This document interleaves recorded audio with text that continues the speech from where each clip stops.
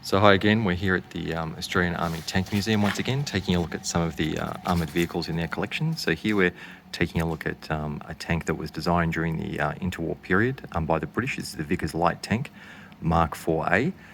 Light tanks such as this were employed by the British in Commonwealth nations, partly providing police type support and security throughout the Commonwealth. And a large number of them were built and employed in that kind of role. So it was designed as a light tank to complement heavier tanks in the Royal Armoured Corps.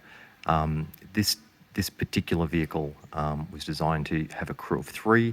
So we're talking about, in this case, a driver, a commander, and someone to operate the main armament.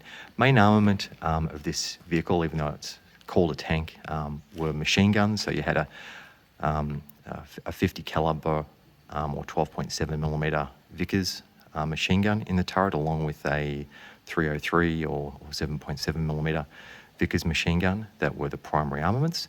And as such, it was designed primarily to engage light targets and infantry.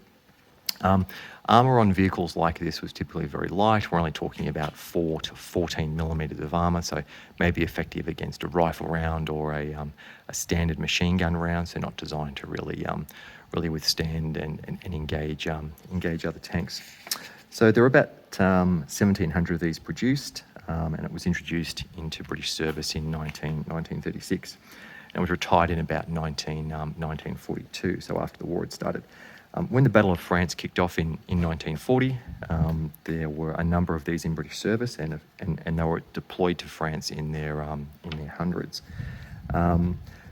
It's important to remember that while you might look at this and say, well, it's not much of a tank and it's very lightly armoured and very lightly armed, why would you send it into battle? It's important to remember that the panzer forces that were attacking France in 1940 and which had recently conquered Poland, a fair percentage of those were using tanks that were similarly armed only with machine guns. So the Panzer I, which formed about 20% of the force that went into France, employed by the Germans. So about 500 Panzer Is were employed out of a total attacking force of about 2,500 tanks.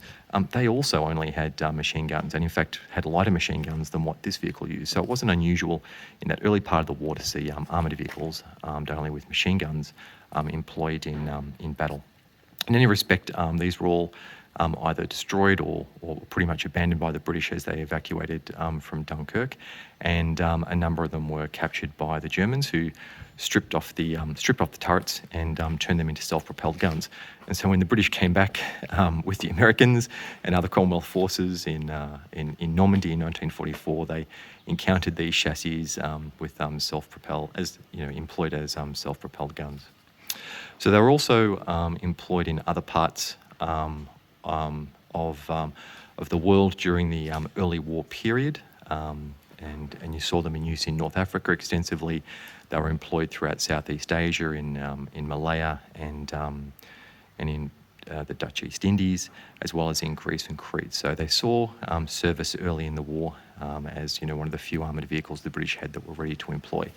But they were very rapidly decommissioned and retired once the British started to receive Lend-Lease light tanks such as the M3 light tank Stuart from the Americans, which was a far superior vehicle as a light tank, which also had a far better main armament, being at least capable of engaging other tanks with its 37 millimeter anti-tank gun, rather than being limited to machine guns, as in the case with the Vickers Light. So this vehicle had a 6-cylinder petrol engine developing about 66 kilowatts, and it could move the 5.2 tonne vehicle along at about 56 kilometres per hour. So it was quite fast, quite handy, and served well as a light vehicle for reconnaissance.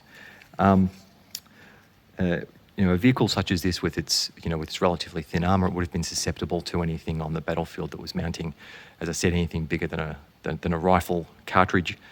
So a 20 millimeter Panzer II gun would easily take out one of these. But they were what the British had available prior to the employment of vehicles, as I mentioned, like the Stuart. Suspension is very interesting on this vehicle, and the concept was employed on a lot of other British armoured vehicles during World War II, such as the Universal Carrier and the Brencan Carrier. So what we have here is what's commonly termed a Horsham inclined spring. You've got two bogies on each side, and each bogie has two road wheels mounted to it. Those road wheels can pivot relative to each other, and the springs between them is what controls the articulation. And then the bogie itself is mounted through that centre pin through to the body. In terms of drive, it's got a front drive sprocket here, which you can see, and we've got a front-mounted engine and transmission as well. So all that gear is here in the front of the vehicle, and over here is where the driver's position is. You can see that there's no real idle wheel at the back. The suspension just runs off the rearward bogie, and there's one return roller on the top. So, like most British vehicles that were in use before World War II and even into World War II, it used a riveted construction.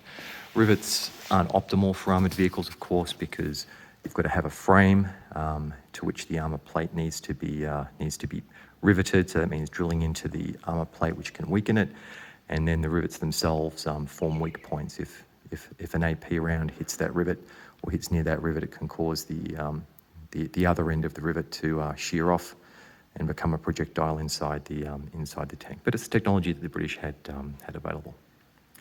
So this was the light tank that the British had available at the start of World War II, which was employed in France and some of the early battles, Greece, Crete, and also against the Japanese in the early part of the war before it was replaced by other light tanks. So that's the Vickers Light Tank Mark IV here at the Australian Army Tank Museum, and I hope you enjoyed the video.